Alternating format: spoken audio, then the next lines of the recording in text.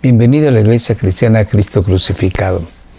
Hoy día hablaré del tema la venida del Señor, basado en la primera carta a los Tesalonicenses del apóstol Pablo, capítulo 4, versos 13 al 18. Te ruego me acompañes en oración, pidiéndole a Dios su bendición. Oremos. Padre, en el nombre de tu Hijo amado, nuestro Señor Jesucristo, te damos gracias por tu bendita palabra. Gracias por tu Santo Espíritu que nos conduce a toda verdad. Te suplicamos nos enseñes para que tu nombre sea glorificado, nuestras vidas maduren en el conocimiento de nuestro Señor Jesús y en la fe en su obra bendita, y podamos también compartir a los que nos rodean la esperanza que anima nuestro corazón. Que nuestro Señor Jesús viene para juzgar a vivos y muertos. En el nombre de nuestro Señor Jesús te rogamos tu bendición. Gracias. Amén. Pablo, en esta carta a los tesalonicenses, aborda un tema que es muy importante para la fe cristiana: la segunda venida de nuestro Señor Jesucristo, el regreso segundo y definitivo de nuestro Señor Jesús por su iglesia. Cuando nosotros leemos las cartas del apóstol Pablo, vemos que él estaba esperando el regreso inminente de nuestro Señor Jesucristo. Al igual que él, los cristianos de su época. Estamos hablando de los años 50, 55 de nuestra era, aproximadamente unos 20 años después de que el Señor Jesús había partido para estar a la diestra del Padre. La segunda venida de nuestro Señor Jesucristo todavía no se ha concretizado, pero al cabo de los siglos, los cristianos hemos guardado la esperanza de su pronta venida. Hay que recordar que la Biblia misma nos dice que el Señor Jesús no tarda su regreso, no tarda su venida, pero que esta venida no se ha producido por cuanto Dios desea alcanzar a más personas. Dios desea bendecir a mucha gente. Dios desea salvar a su pueblo. Vamos a leer entonces cómo Pablo se expresa a los tesalonicenses de esta manera. Leamos. Pero no queremos, hermanos, que ignoréis acerca de los que duermen. Pablo empieza diciendo, primero, no queremos que ignoren qué va a pasar con los que ya murieron, teniendo fe en nuestro Señor Jesucristo como su Señor y Salvador. Los que han muerto, dice Pablo, no van a estar afuera, apartados de los que ahora vivimos, que Pablo esperaba, vamos a encontrarnos con nuestro Señor Jesucristo. No, los muertos en la fe de nuestro Señor Jesucristo no van a quedar relegados, sino antes bien, va a expresar Pablo, van a ser resucitados con el poder de Dios, y de una manera inmediata nosotros seremos tomados vivos para que juntamente con ellos recibamos a nuestro Señor Jesús en los cielos. Entonces Pablo dice, lo que nosotros deseamos es que no ignoren esta verdad.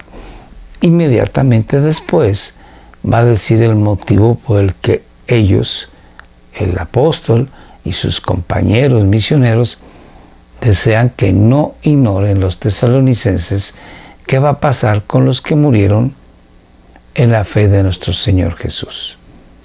Inmediatamente usa una palabra que están dormidos en Cristo, una palabra eufemista, una palabra para no decir que están muertos, sino que duermen. En algunas versiones ya más actualizadas, tenemos la Reina Valera contemporánea y la Biblia de Jerusalén, por ejemplo, no usan la palabra están durmiendo o de los que duermen, sino de los que murieron en la fe de nuestro Señor Jesucristo. En el lenguaje original, el griego koiné, el griego popular de la época de Pablo usa la palabra de los que están durmiendo en la fe de nuestro Señor Jesucristo. Entonces Pablo dice, no queremos que ustedes ignoren qué va a pasar con estos hermanos. Y va a dar inmediatamente la razón de qué es lo que él pretende que sepan para que al no ignorar qué va a pasar con estos muertos en Cristo, no estén tristes. Vamos a ver. Para que no os entristezcáis como los hacen los demás que no tienen esperanza.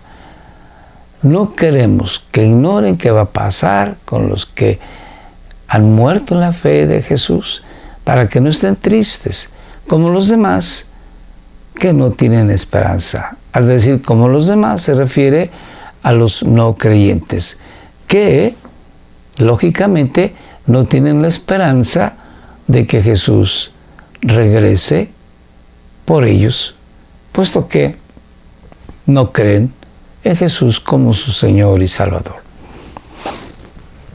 Porque, dice Pablo, si creemos que Jesús murió y resucitó, aquí hay que recordar que Pablo en el capítulo 15 de la primera carta a los Corintios dice que Él es testigo presencial. Él fue un último testigo de la resurrección de nuestro bendito Señor Jesucristo. Pablo fue encontrado por Jesús en el camino a Damasco y pudo ver al Señor resucitado y glorificado. Pero no tan solamente escribe Pablo en ese capítulo 15 de Corintios, él pudo ver a Jesús, sino los apóstoles y hasta en un momento dado, hasta 500 hermanos a la vez, 500 discípulos de nuestro Señor Jesucristo. Vieron a Jesucristo vivo, resucitado. Por eso Pablo dice, porque si creemos que Jesús murió y resucitó, refiriéndose a los tesalonicenses que ellos no tuvieron la oportunidad de ver al Señor Jesucristo, ni muerto en la cruz, ni tampoco resucitado al tercer día.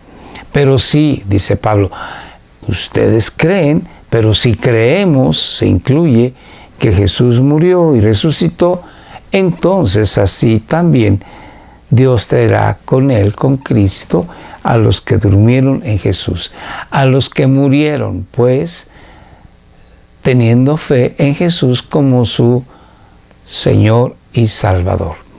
Y vuelvo a utilizar la palabra durmieron, porque de hecho los que en este momento están muertos en la fe de nuestro Señor Jesucristo se encuentran delante de la presencia de Dios en el cielo y están disfrutando de la presencia de Dios. Sigamos. Por lo cual os decimos esto por la palabra del Señor. Por lo tanto, esto que les voy a enseñar es algo que el mismo Señor nos ha dado autoridad para nosotros replicar esta enseñanza a ustedes. ¿Y qué es? Leamos. Que nosotros, los que estemos vivos y que permanezcamos hasta la venida del Señor, aquí Pablo nos dice que él estaba esperando la venida, la segunda venida del Señor Jesucristo en esa época, por los años 50, 55. Él y todos los cristianos estaban esperando el pronto regreso del Señor. Por lo tanto, se incluye y dice, los que estemos vivos y que permanezcamos. Se refiere a que están ellos en la tierra, están trabajando para el Señor. No precederemos, no nos vamos a adelantar a los que durmieron otra vez. Puede traducirse a los que ya están muertos. Pues el Señor mismo descenderá del cielo con voz de mando. El Señor Jesucristo va a regresar por nosotros y Él va a regresar del cielo mismo y con voz de mando nos llamará a su presencia, con voz de arcángel y con la trompeta de Dios. Y los muertos en Cristo, aquí ya usa la palabra muertos en Cristo, en la fe del Señor Jesucristo, se levantarán primero, serán resucitados. Entonces nosotros, los que estemos vivos y que permanezcamos, seremos arrebatados juntamente con ellos en las nubes al encuentro del Señor en el aire, y así estaremos con el Señor siempre. Pablo dice que los que estemos vivos vamos a ser tomados, llevados, arrebatados. La palabra original griega para arrebatamiento es harpazo, y esta palabra puede traducirse como capturar, tomar con fuerza, llevar de una manera violenta, agarrar de una manera violenta. Entonces, la palabra también puede significar arrebatar. La palabra que en el caso de Reina Valera utilizó fue la palabra arrebatar, arrebatamiento. De aquí que ha surgido la doctrina de un arrebatamiento o, llamémoslo así, secuestro. De esta manera puedo llamarlo secuestro de la iglesia, pero no necesariamente puede ser tomado así.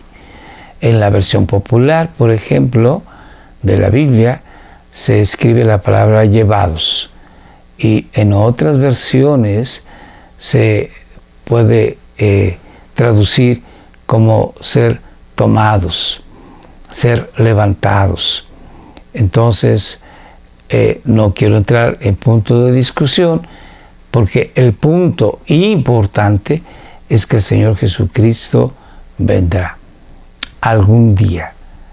Quizás no en nuestra generación, quizás sí, pero lo importante es que Él va a venir algún día y va a levantar a los que estén muertos en la fe de Jesús, y a nosotros nos tomará, y juntamente con los que ya habían muerto, juntamente con ellos vamos a recibir al Señor en el aire. En la carta a los Corintios, Pablo explica que este cuerpo tendrá que sufrir una transformación, porque Pablo dice que no puede ser este cuerpo físico el mismo que reciba al Señor en el aire.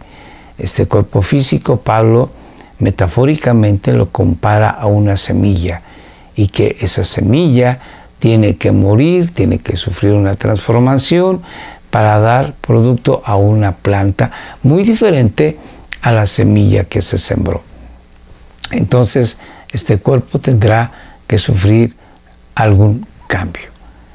Y bendito es Dios que Él con su poder lo hará.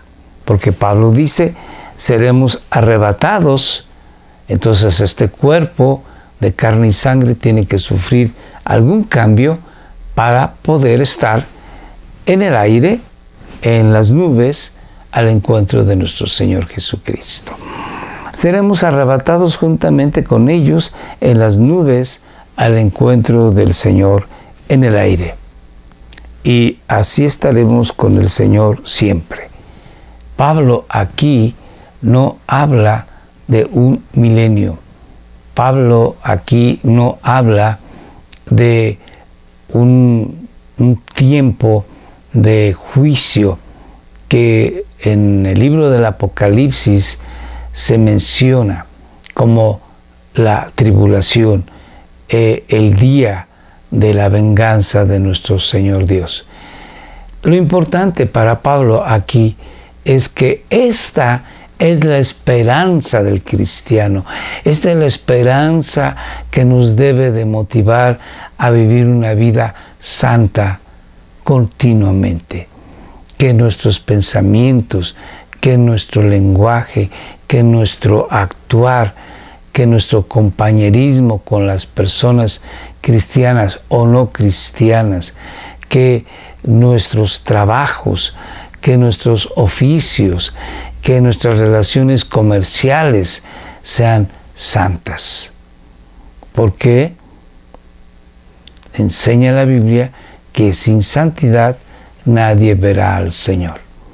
Sea que el Señor Jesucristo venga en el año 2022, sea que el Señor Jesucristo venga en el año 2100 o mucho después, lo importante es que nosotros tenemos la esperanza de que ya sea que estemos muertos, habiendo confiado toda nuestra vida en Jesús como nuestro Señor y Salvador, o que estemos vivos cuando Él regrese, lo importante es que estaremos con Él siempre.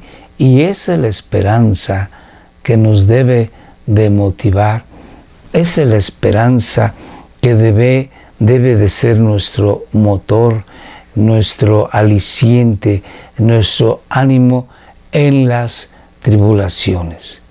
Porque Pablo enseñó a la iglesia primitiva que era necesario sufrir para poder entrar en el reino de Dios.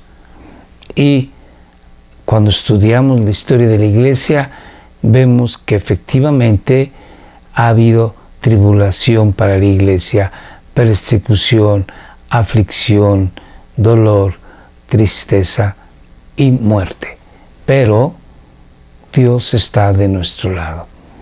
Y si la angustia, el dolor, la aflicción no han tocado a tu puerta, debes de saber que es muy probable que llegue.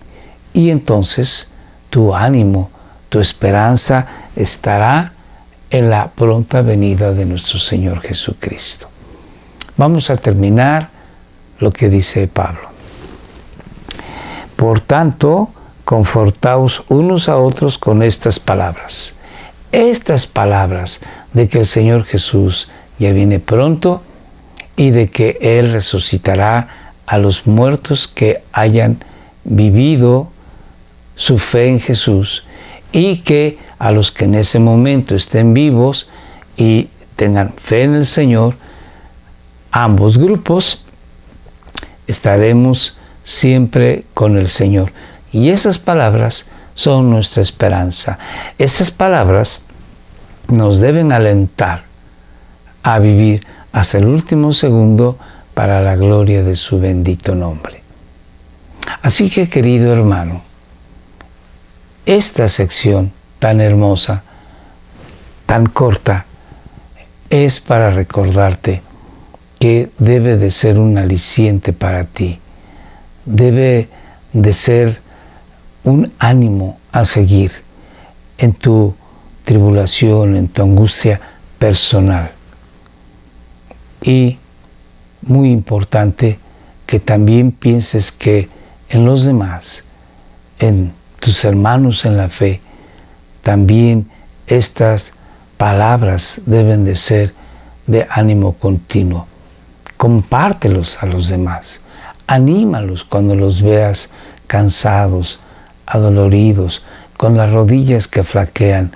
Diles, el Señor ya viene.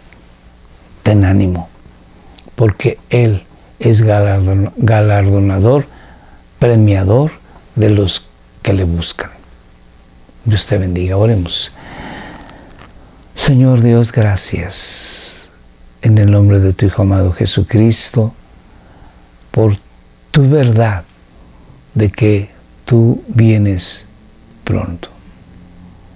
Gracias porque en tu gracia y en tu misericordia hemos recibido esta palabra y la atesoramos en nuestro corazón. Confiamos en que pronto veremos cara a cara a nuestro bendito Salvador. Gloria a tu santísimo nombre. Amén. Gracias por acompañarnos en Facebook, en YouTube. Gracias por estar con nosotros los domingos a las 8 de la noche.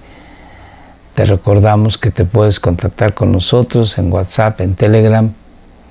Y te rogamos que compartas estos videos con tus seres amados, con tus amistades. Y que además te suscribas y nos pongas un like. Que Dios te bendiga. Hasta luego.